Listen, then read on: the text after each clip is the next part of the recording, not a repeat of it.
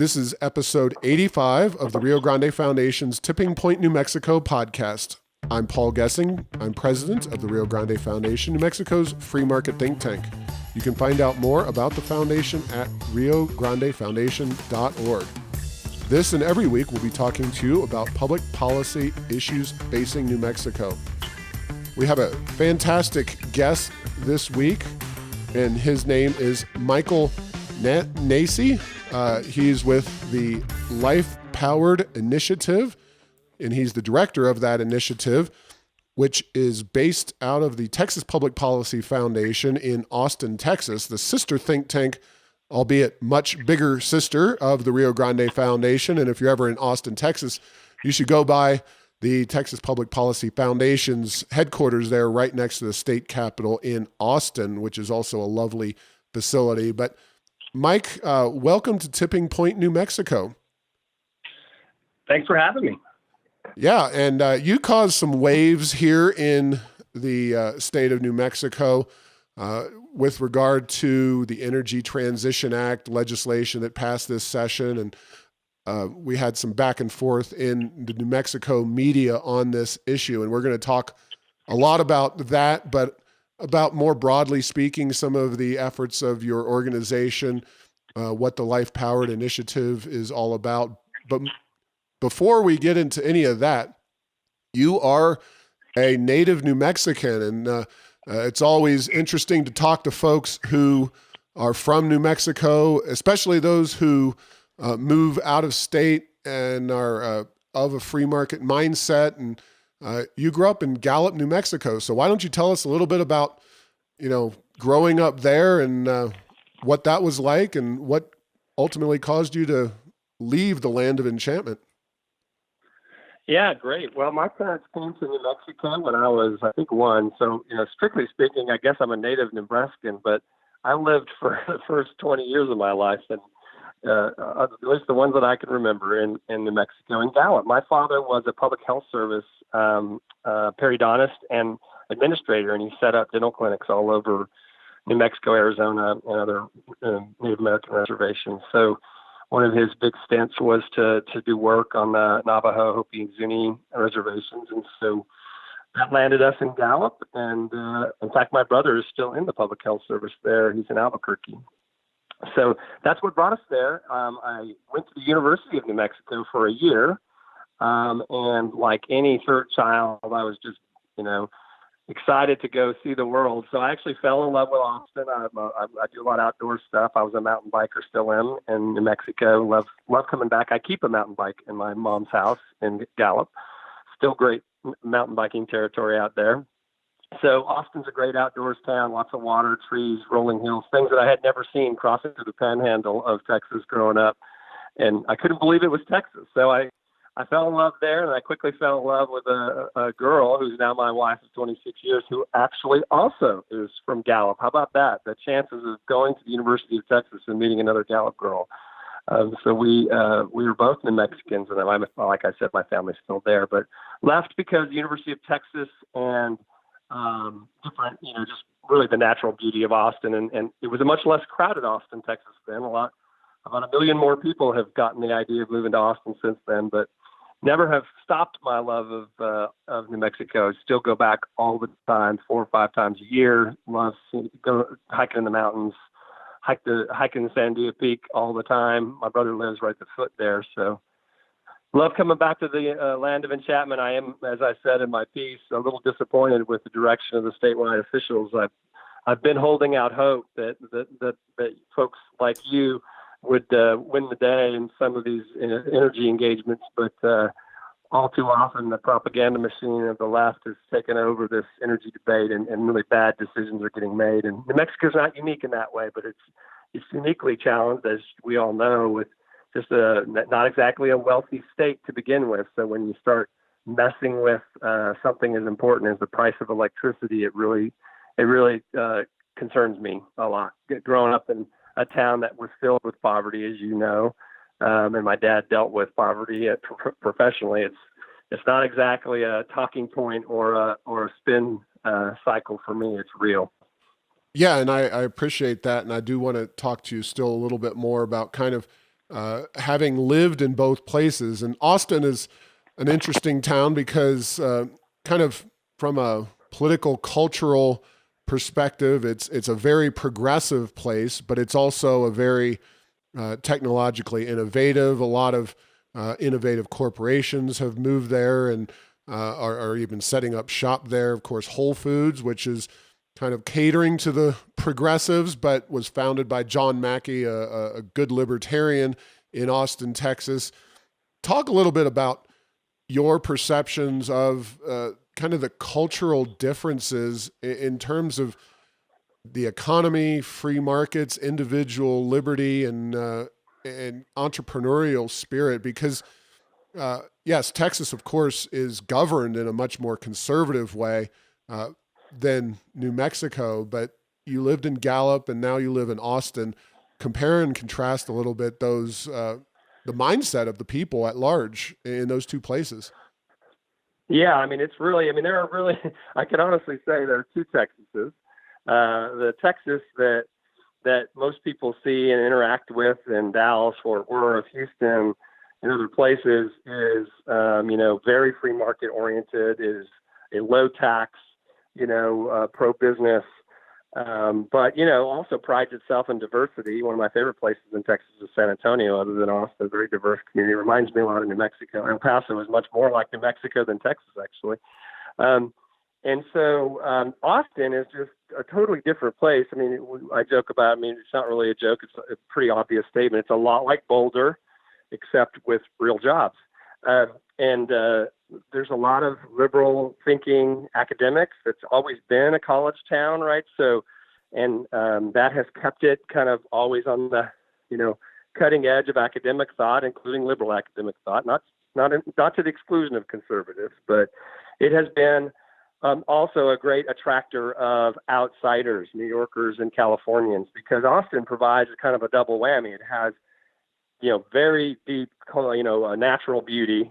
Of the lower Colorado River runs through the heart of Austin. It's dammed in a few places and creates beautiful lakes in the middle of high limestone cliff hill country. It's really a remarkable place. Most people who come here don't really believe it could be Texas, at least what people think of Texas. So that's one aspect of what people are attracted to. And then one of the things that really attracted me is at the time when I was 19, when I moved, was the music, right? So just extraordinary, diverse, constant flow and availability of live music across the city. It's got long-standing traditions. And so, I've even represented Willie Nelson in my career, so I've gotten a chance to see up front and close just how great that culture is. That was a key aspect of what I was attracted to, and I think it's played a key role in a lot of the corporate movement. So you get all the cultural natural attributes of Austin, and you also get the much more business-friendly tax structure of Texas as a whole. So you see Californians in particular flocking to Texas because they can, avoid personal income tax, and there's still significant property tax in Texas. It's where most of the taxes are paid, but a lot of pro-business, smaller government, ideas prevail. It's a diverse state. It's not exclusively Republican. Everybody knows that. Austin's a liberal bastion, Democratic stronghold, as is inner city Houston, as is some parts of San Antonio and South Texas. So it's a full contact sport politics wise, but all in all, over the 20, I guess it's been 31 years since I moved. I moved in the spring of '89, so 30 years.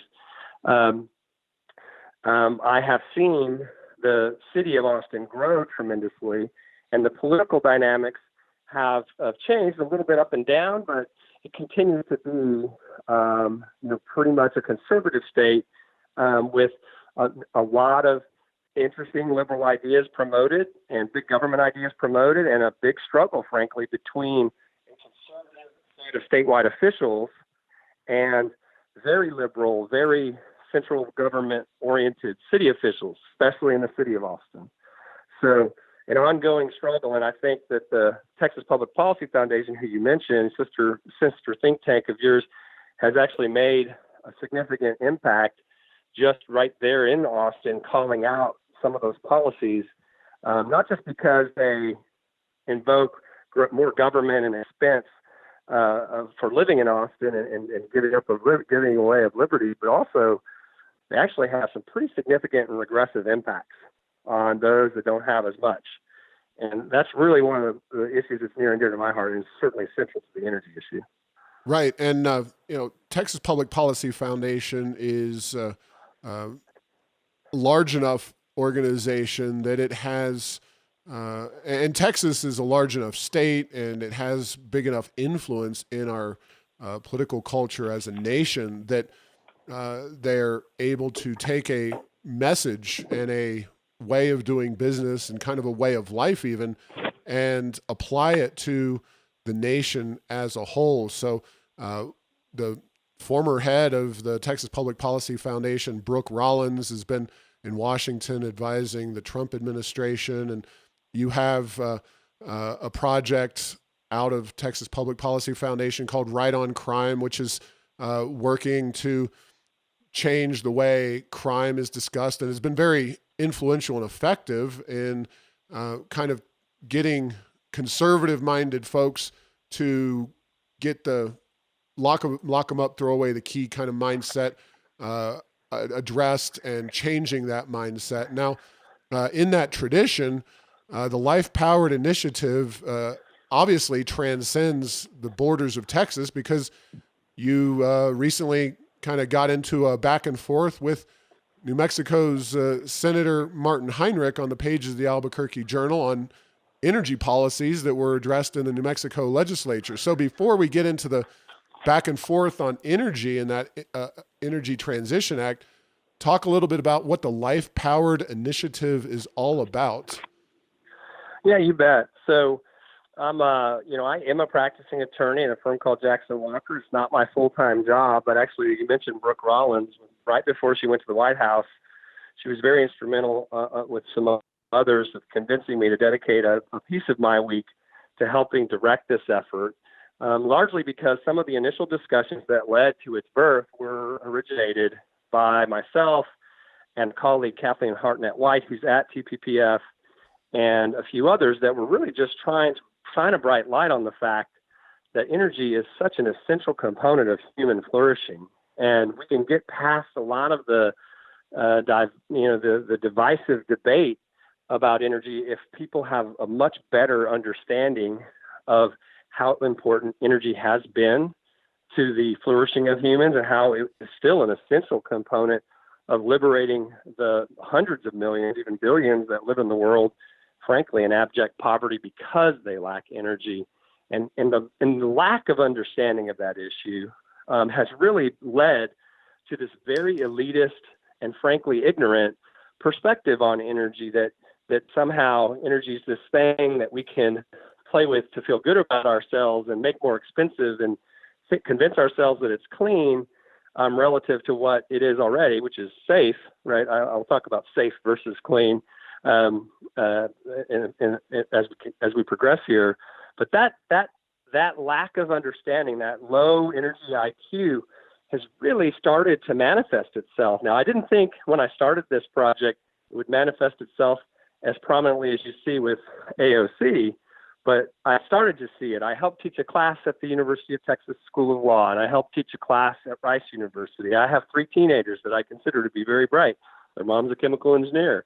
But every one of those constituencies reflected a significant lack of understanding of where energy comes from, how important it is, how much we take it for granted, and how many people in the world, billions of people in the world, just don't have it, and it makes their lives shorter and frankly miserable. So that is a passion of mine. So the organization, Texas Public Policy Foundation, decided to launch a project. They initially named it Fueling Freedom because that was the name of Kathleen Hartnett-White's book about this topic, talking about how energy fuels human freedom and flourishing. And we did, that group was commenced, and one of the initial things they did was they went out and they tried to poll Americans across the country, did focus groups to understand where is the American psyche on energy? How much do they understand it? What do they feel about it? There wasn't any kind of advocacy. It wasn't a push poll. It was designed to actually get a baseline, right? And what the results were was rather startling. Significant ignorance about energy and how it's used and where it comes from. Significant hostility toward essential fuels like natural gas and oil and coal. Clearly indicative of where the environmental left had spent a lot of money to try to point fingers at energy. They had an impact. The negatives were quite high. But the polling also showed that once basic understanding and facts about energy are understood, there is a large movable middle in our country, like on so many issues, right? Where once they understand and they get out of the spin cycle and they understand and maybe have some empathy about the issue and some additional perspective, then they really fundamentally shift away from a kind of anti-fossil fuel orthodoxy to a pragmatic, all of the above in the true sense of the word. And that improvement, shifting from one to the other, is really what this initiative is all about. It's designed to just raise the energy IQ, both in the immediate term with good information and hopefully content that is both, certainly factual, but also entertaining. One of the big problems we have is, as you guys know, in a think tank, you have all this great, thoughtful research, but how does it become accessible to the general public, and particularly the younger public who is consuming information in different ways than we ever have? And frankly, it was that was the convergence of how I got involved in the group. I knew from in the classrooms that I'm participating in and my dining room that unless it was in a video, it might not get paid attention to, right? So one of the things that we commenced was an effort to not only document and kind of organize the already deep research on energy issues that the foundation had, but help work with thoughtful people and videographers to make that information more accessible. So that was a big priority. That's why I said yes to Brooke when she asked, and it's why I'm still involved. And part of that polling helped change the name, frankly.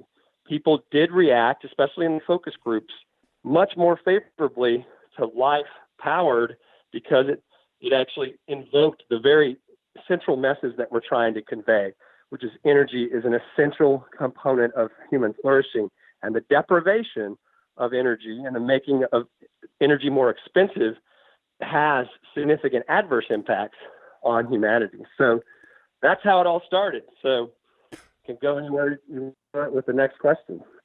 We're obviously in the same general philosophical milieu, given Rio Grande Foundation, Texas Public Policy Foundation, but we're also independent organizations, free to approach these issues from our own perspectives. And it's something that I think intellectual opponents of ours, broadly speaking, seem to misguidedly believe that there's nefarious string pullers behind the scenes. And I think the most embarrassing aspect of Martin Heinrich's opinion piece in the Albuquerque Journal, and this is from Sunday, you can go look it up.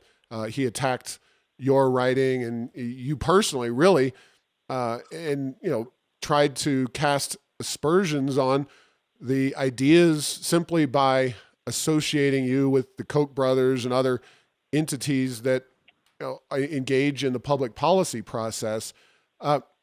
Talk about kind of just philosophically why we naturally tend to come to an appreciation for the free market and how this approach to energy is natural if you actually understand free markets and you don't have any intellectual godfather out there that's pulling the strings. It's just you look at it from a loosely market-based perspective, and you might disagree on certain aspects of that, but broadly speaking, it doesn't take a rocket scientist to come to the same general conclusion as Heinrich seems to believe, that we're all getting some signal from above and opposing things like the Energy Transition Act. So basically my question is, why would somebody who inherently believes in free markets not jump on board with 2 feet on the Energy Transition Act? And what does Martin Heinrich not understand about that? Yeah, that's what's so surprising. I was quite honored that he decided to engage, mainly because if I were his chief of staff, I would never advise him to.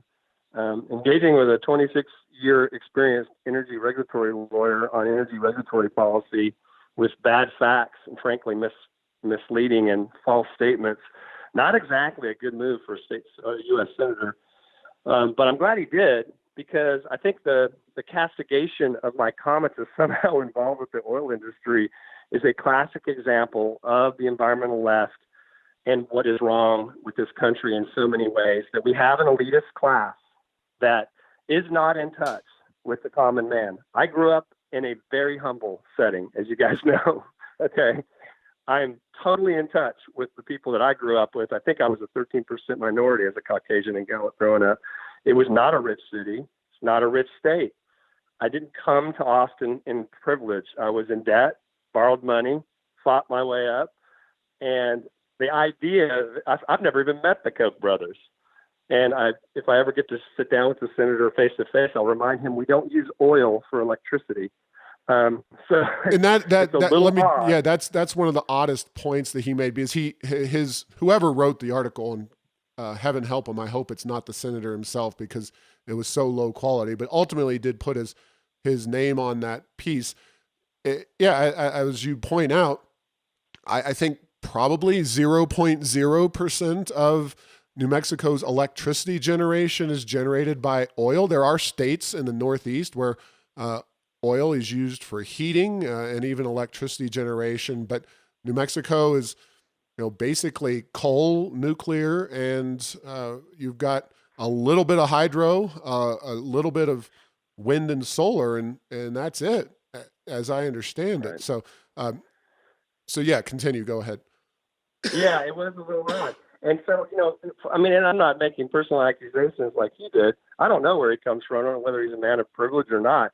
But his comments and the dismissal of legitimate facts without research is a too often common trait of elitists who actually, here's a phrase that I use all the time, are always arguing for a perfect world, but they don't seem to care about the people who live in it. And that's the fundamental problem with our country and many of the policies of the left. They keep on claiming they're arguing for a perfect world, but they don't seem to actually be in touch with what impacts the people in it, and that their solutions in terms of big government, big programs, less liberty are inherently bad for the people they're trying to help. The lessons of history tell us that. It's no more clear and dramatic than in energy, right? Energy is the one area where it's almost linear, the correlation between if you increase the price of electricity or energy generally, it has a regressive effect, because all studies show that those who have lower income spend significantly larger components of their income on energy than anyone else, whether that be commuting to work, whether that be paying for their electricity bill, right, or their natural gas bill, or their heating bill, what other forms. The best example of this very dilemma is actually happening right there in California. And I don't know if you guys have seen it.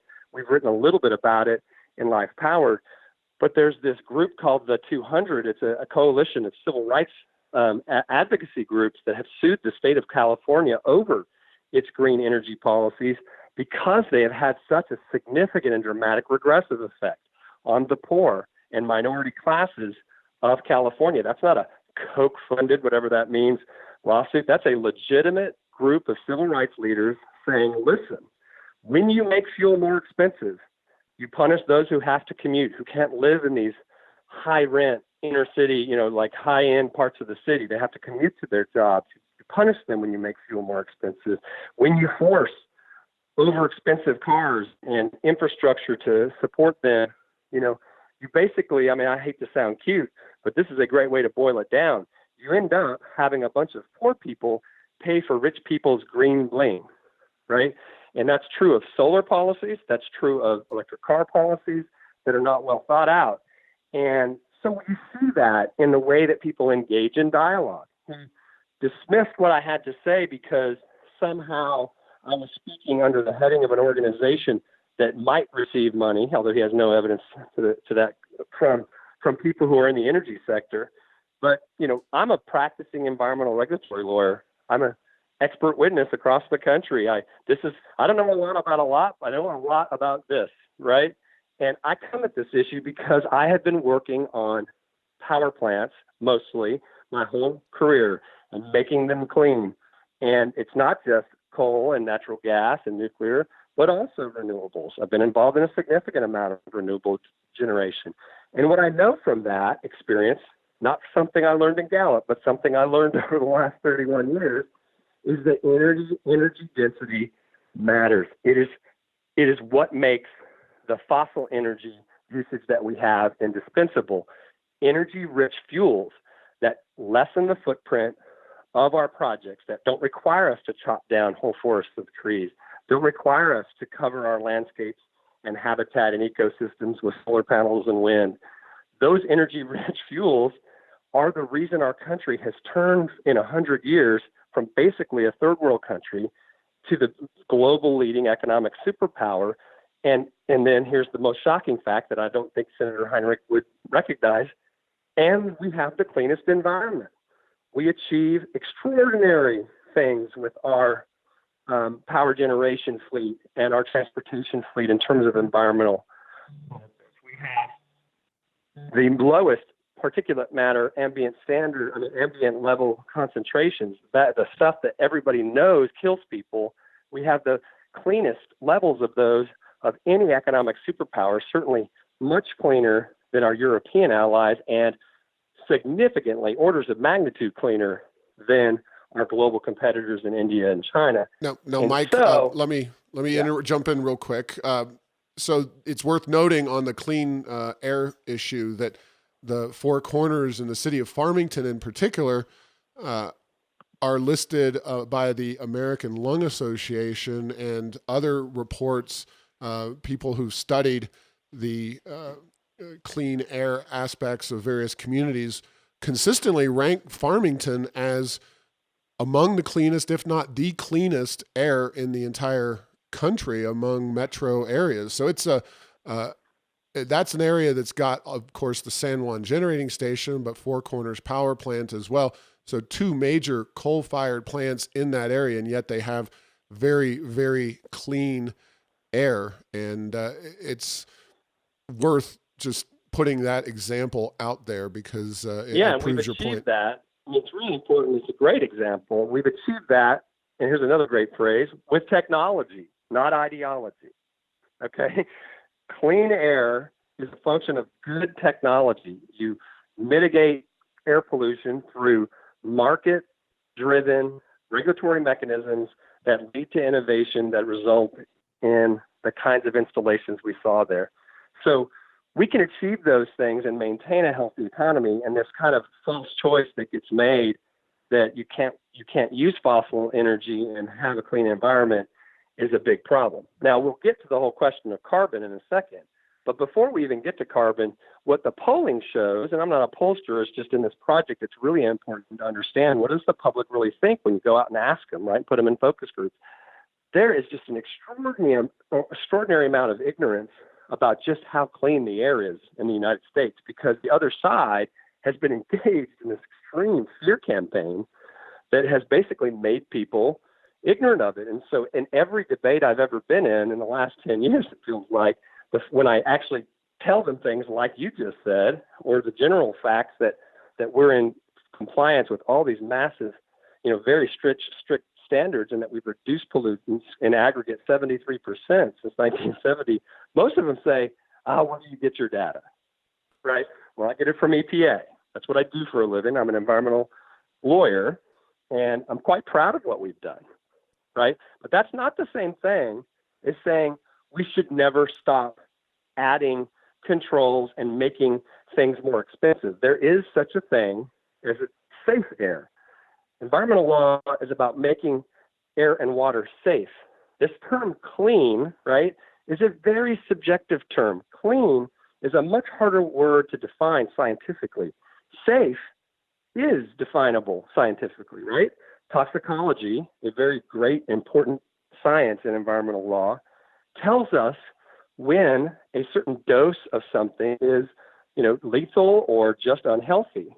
And if we can endeavor to make our energy resources safe, then we can accomplish both economic growth and environmental protection. But when when we actually concede the ground that somehow some group, in this case from the left, gets to define what's clean, it's a moving target.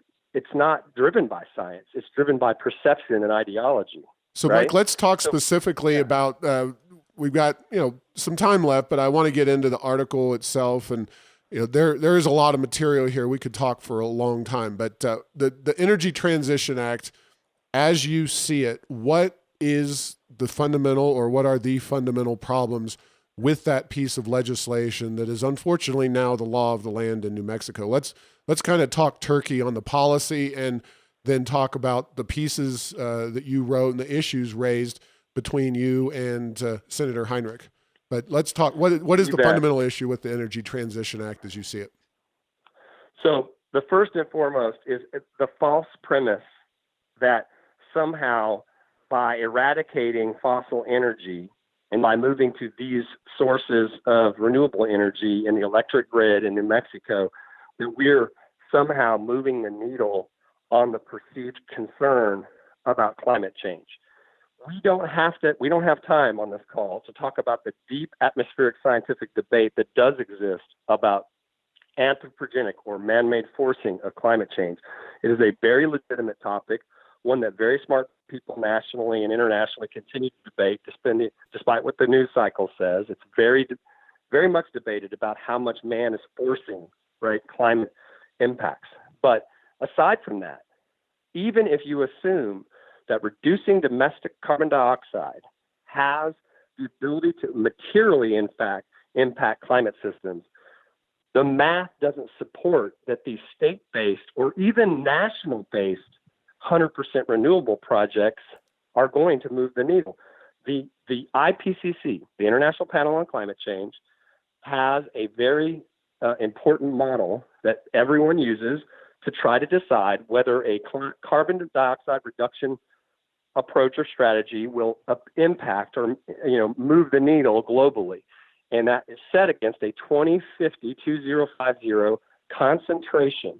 Okay, that's what the Paris Climate Agreement was about.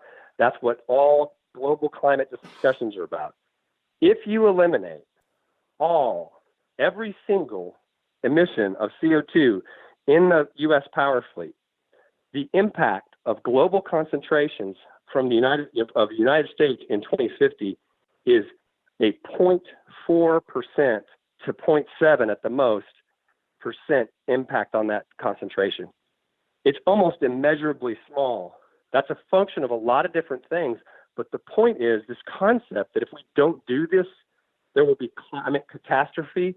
You don't even have to debate climate change. It's just math. That's the comment I made. That's the first comment I made. And the most fundamental flaw with this policy is that these significant and costly measures that will both impact the economy because they destroy a very fruitful industry, but also because they make energy more expensive for New Mexicans, is directed by a goal that literally won't move the needle, right? So then you turn to the second false premise, that all of these sources of energy somehow are market competitive, right? They are expensive sources of energy, not because they're bad. Everybody, I think, supports the idea of harnessing wind and solar rays and the sun to try to turn it into electricity. The problem is they don't create energy dense and reliable sources of energy because they are, by definition, intermittent, because it doesn't always glow and it doesn't always shine, and because battery technology is not where it needs to be to balance the gap, and neither wind or solar are energy dense enough so that you end up using a significant amount more land to generate the same electricity. So there's that premise that somehow the cost and land impacts are not going to be bad. And then, of course, there's this kind of general castigation that somehow fossil fuel development is bad, when in fact, it has been, I think, a shining example of success, the United States and New Mexico in particular. We develop natural resources in a very sustainable way. The natural ecosystem of New Mexico continues to thrive and be beautiful, despite the fact that we've figured out a way to extract these great energy-dense fuels deploy them to allow electricity to be generated affordably and cleanly, and allow the economy to grow. And by reversing course and walking away from that technology and those resources and dreaming that we are going to be able to have wind and solar and batteries such that we could maintain the standard of living that we've grown accustomed to, is just fundamentally flawed as a matter of physics, even before you get to economics. So that's kind of my biggest beef about these efforts is, regardless of when you set the date, right, and what percentage you set, they are based on these false premise that most Americans just don't know enough about energy to understand. And that's really one of the reasons that we're engaging when we see these things, is because people need to know that the story being told by the promoters of these projects, these goals, these pieces of legislation, they're flawed factually. And now, Mike, we have just a little bit of time left in the podcast, and I want to go through a few of the specific points that were discussed or argued between yourself and Senator Heinrich. As I see it, Heinrich called a bunch of names and did a lot of sleight of hand with his article, but made three specific points. One specific point was about Georgetown, Texas, a suburb of Austin that's gone 100% renewable that many of us here in New Mexico are not familiar with. So I'd like you to talk a little bit about that. Secondly, he talks about Facebook in Valencia County, which is a really easy one to knock down, but I'll let you knock that pile of sand down. And then third is Germany. So kind of not lightning round, but certainly Georgetown is the one that is most interesting because it is there right in your backyard, and it's a situation many of us are not going to be familiar with. But kind of let's summarize the basics of these arguments here, starting with Georgetown. You bet. So the senator said in his piece, and I quote, "Residents of Georgetown, Texas, which has moved to 100% renewable power by purchasing its power from the growing wind industry, are seeing massive savings in their electricity bills," end quote. That was his rebuttal to my statement that the New Mexico leaders should look to Georgetown for the cautionary tale of just how expensive these policies can be. And yet he went back and quoted and made a statement about massive savings, frankly, probably from a talking point that predated even the discussion on the bill, because here are the facts in Georgetown. And the city officials in Georgetown are openly talking about it.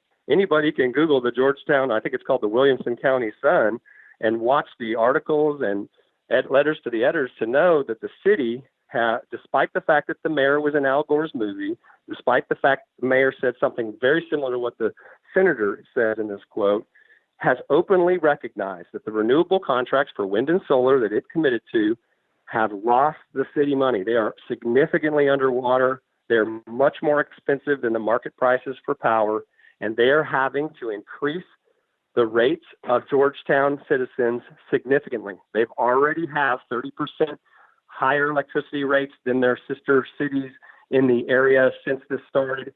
And they, based on the announcements they've made, we're anticipating significant increases, probably in the order of over $100 per household per year for a number of years, because the premise that this electricity was going to be cheaper has turned out to be false. And that is the truth. All right. Well, thank you for that and for the source. And I, in my blog posting at Areas of Enchantment, which is titled Heinrich Swings and Misses on Energy Transition Act, I cited a KVUE ABC news story that cites Georgetown will pay $6 million, really close to $7 million for renewable energy bill. So this is being widely covered in the media, and it's pretty astonishing that a sitting U.S. senator wouldn't have more information or look better, more closely for better data to support his perspective on this issue. Now, Facebook in Valencia County, I kind of want to throw out there the fact that they're creating wind and solar for this Facebook data center, but they're not funding or fueling, I'm sorry, the Facebook facility off of that wind and solar. They are dumping it on the grid and then pulling traditional sources of electricity off of the grid because they need always on 24/7 electricity. But talk about Facebook and what's happening and how that point is really bogus on Heinrich's part. Yeah, I mean, the details of just how much subsidization and misdirections involved in the Facebook story are left for the blog post that you can see at lifepowered.org, and I'm sure you'll direct the reader, the listeners to that. I'll specifically talk about what you just asked about, and that is that all too often, and this was certainly true in Georgetown, you hear these comments about 100% renewable. Listen, what these projects are, or what these claims are, is that they're going to buy, either they're going to purchase credits of renewable energy, or they're going to actually fund the construction of something that puts power on the grid. But nobody should ever be, convinced or fooled to believe that those projects can exist without this significantly fossil fuel grid. I mean, in New Mexico, it's a dramatic amount of coal and natural gas keeps the lights on, and homes warm when it's cold, and air conditioners going when it's hot, and the resources that these guys say that they're 100% renewable, they're leaning on the fact that New Mexicans have built this great and reliable grid powered by coal and gas, just like the citizens of Georgetown. And so one of the first things we said to Georgetown when they announced it is, listen, just at least be transparent about that.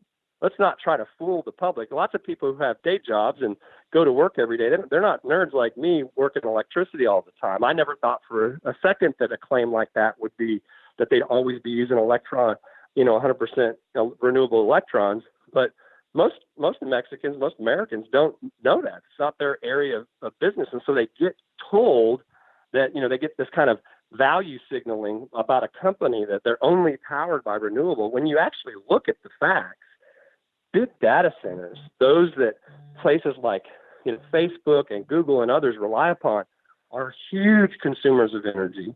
They depend upon fossil energy. They depend on cost-effective, in other words, low-cost, fossil energy.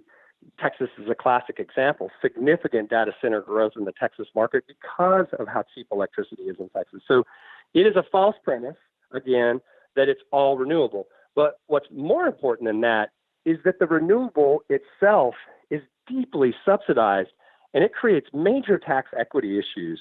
The family in Southeast Alabama that doesn't benefit because they don't have solar or wind resources, is getting asked to pay for federal tax credits in the orders, that are pouring in by the billions to these companies to basically prop up the argument that this stuff is cost effective. Any true and total cost analysis of a renewable project, if you factor in the subsidies, you factor in the transmission and infrastructure, you will see that it is not cost effective. That's why the subsidies are needed. So it's really a dangerous game for these. All right, I need. Sound like we're almost at the end. I need basically a sentence on Germany, and there's a lot of articles written about Germany and electricity prices there. But that was Heinrich's third comment. He basically said polling data say that Germans support the renewables, but that was about it. So one sentence or so. Germany, polling doesn't reflect good energy policy. Germany's electricity costs has significantly increased as a result of their, ill-conceived rush to renewable energy, and they are having to scramble, frankly, because Germans are having to get off the grid because they can't afford it. Germany is a cautionary tale, not an ideal situation, and the senator really needs to do his homework. All right. Thank you, Mike. How can people find out more about the Life Powered initiative? Yeah, go to www.lifepowered.org, POWERED, powered, lifepowered.org. Lots of great information. Everything's well documented. All the sources are quoted. Look forward to any input anybody wants to give to the project, because we're always looking to improve our effort to increase America's energy IQ. And next time you're in New Mexico, give us a heads up. We'd love to put together an event for you at our offices or talk to you again on the podcast, whatever works out. So thank you for listening to this week's discussion. We're working every day to turn New Mexico around. Go to RioGrandeFoundation.org for more information or to support our work.